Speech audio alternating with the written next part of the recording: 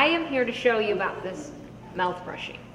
So Cameron likes to chew on his fingers and his clothes, I bet, and mouth a lot of toys. And so what I have found is that a lot of times they're trying to increase that tactile awareness in their mouth. Developmentally, they're trying to wake that up so that they can feel.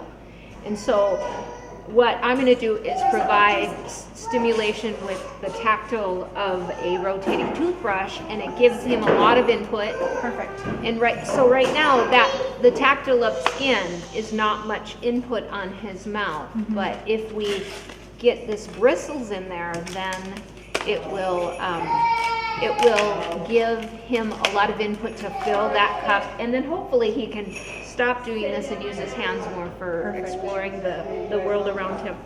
So I don't know if I bet you his mama showed him one of these and he had one. Oh. Yep. Yay, Cameron. Can you brush your teeth? So I'm going to brush the surfaces of his mouth, not his teeth. Oh, okay. So I'm doing his lips. And incidentally, this helps with the drooling because it will wake up the receptors, the tactile receptors that feel when the saliva is building up behind the lip. And then automatically he swallows because he feels it now. And see, he likes this on his teeth. I'm going to put it on his lips. And I bet you, so if you guys do this 3-4 times a day, I bet you you'll start to see a decrease in drooling pretty quick. Perfect. Or if you see him drooling a lot, I would just get this out. And so now I'm going to go into the inside surfaces of his cheek because that's where the tactile receptors are. So we think everything but see how he's kind of pursing his cheek a little bit? He's trying to pull it in and back. So it kind of tells me that he's a little bit hesitant of it, and he's wanting to chew on it rather than let me brush. So, what that is it tells me that his tactile receptors are not quite sure what to do with this stimulation. So I haven't caught up on like his eating. Is he sort of picky, or does he overstuff? He will have sometimes fits. About almost every meal he'll just keep asking for more. He wants more and more food? Yep. And is he putting a lot of food in his mouth at one time to no, stuff it's not that bad. Okay. He just eats really fast. Oh, okay. So he likes food. Yes. Okay. And then I'm just going to get the front third of the tongue for now. The tongue's really sensitive, and see how he's pulling it way back. So I'll work on that as I come over and check on him, but I am more concerned that you guys get in here on the insides of his cheek, and then the insides of his lip. And so a lot of times kids will do they'll show us what they need. So he likes this, and see how he's just chewing on it. So he knows that this is working better than his finger. So he is gonna do this. So you might also, I've had some centers where they give the child the toothbrush as they're fixing the meal, and then they can do that. There's also, I'm not sure if I have it in my bag. Can you just grab that a second? They have massaging teethers. Have you seen those? Oh, here's one. Good. I have one. So you can also get this vibrating teether. I have one at home. Okay. So I can leave this with him too. So this is another thing that you can, so he could be chewing on this instead of when he's you can tell when he's getting a lot of saliva and drooling. You could give this to him, and if he's, a lot of times they will want the things they need. So he might just chew on that for a while, and then you can put it back up. So that these are kind of the heavy hitters to get this input, so he won't have to chew on his fingers or his clothes. Perfect. And so a lot of times you'll also, did you see that? A lot of times you'll get different speech sounds, or you'll see children start to have different facial expressions because suddenly they're aware they have this musculature, and so you'll see different things. You might see him like twirling his tongue or doing things like that. So, so he's liking both of these. So I would, and see he's biting on that. So you could hand this to him in a chair, and I think he would kind of try to fill the cup.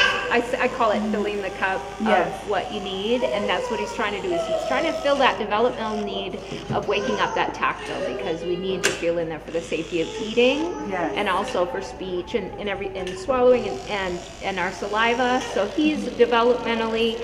Subconsciously knows developmentally he needs to increase that. That's why he's chewing on things or his hands. So we're giving him a heavier dose with something that'll move him along faster. Awesome. Okay, so the more the better. And look at he brushes his teeth too. So do you have any questions about that, or is that pretty no, that did, it was good. Great, awesome. Okay, next thing I'm going to talk about, I'm going to put these over here. Next thing I'm going to talk about is a pressure vest. Okay. So we talked a little bit about this the other day, but so Cameron likes to roam the room quite a bit, and he likes to climb. Yep. And he seeks a lot of movement. And so what that is, he's trying to fire a lot of nerves in his body, trying to figure out how his body is made. And also, there's just some kids that need to fire a lot of nerves, and they're called sensory seekers. So he's seeking a lot of sensory input. He's seeking sensory input with this. What the vest does is it provides some pressure, and so the pressure is actually activating some nerves. Okay. And this one might be too small. Let me put a different one on. Oh, this one's fun. We got Spider-Man on this one. So it provides some input of the nerves by pressing on the muscles, and so they're actually getting some nerve stimulation, so he doesn't have to walk around or move around so much, because he's passively getting this nerve. You know what this is, don't you, honey? He calls it his huggy. His huggy? At home. And again, when kids need this, they like this. And so I just usually cut t-shirts up and stuff and put that on them so they make them more fun for the kids. Oh, that's awesome. And you have to do it pretty snug. That's the reason for it. So I make sure this middle one is pretty snug. So I'm going to show you what I got here, so that when you guys, I mean, like those are almost touchy. So I do that middle one pretty snug, and then the bottom I leave a little bit of room because they have to bend at the waist and all. Yes. So, and I start with this one up here at the highest I can get it. Then I do these, and then I put this other one on, because if you do these last, sometimes you might adjust this higher, and then this neck thing's way up. Okay. So if you start at the top with one of these, put it on, and then do the other one, it gives them a lot of neck room. Perfect. Okay, and so what I've seen some kids is they start to sit up straighter. I've had kids actually change the way they walk. Some kids will be really like low tone, and they'll have their hips forward, and when they put this on, it just sort of makes their core, the core of their movement. I'm just trying to explain. It does a lot of different things, but for our needs, for Cameron's needs, we're putting it on. You notice he loves to hug against you or lean against you. Yeah. So he's trying to get information from the outside about how wide, big, tall he is. Okay.